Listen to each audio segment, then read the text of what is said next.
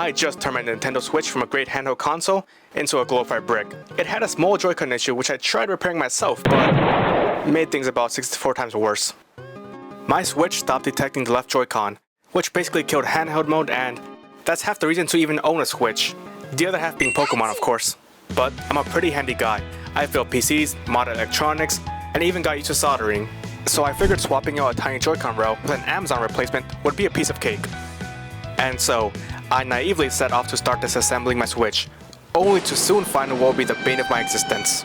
I started unscrewing the backplate when I found a heavily stripped screw. I couldn't really remove it, so I shimmied the backplate until the screw hole screwed right off. Not the most elegant solution, but hey, it worked. Next, there was this metal plate. It looked like a heatsink, but who the hell knows? It had some screws that were easily removed, but in that process, I sort of bent it. It screws back in, so I can't assume it really matters that much. With my confidence maxed out, I finally reached the motherboard, located the faulty Joy-Con rail, and uh-oh.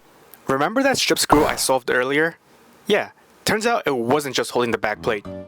It was also locking down the Joy-Con rail, and unlike the backplate, it won't be easily torn through. After 30 minutes of failing at every hack I could find online, I gave up. By the end, it looked a little more like a rivet than a screw.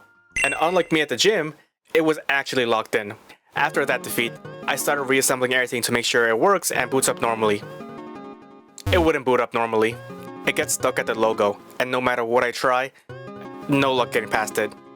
I tried resetting it, draining the battery, and even putting it in rice. It's stuck there. And that brings us back here. My Switch is forever bricked up now. But hey, it's at least more valuable than a Supreme brick, right? So, what would you guys have done differently? Should I try repairing it again, take it to a shop, or just get a Switch 2? So, that's the story of how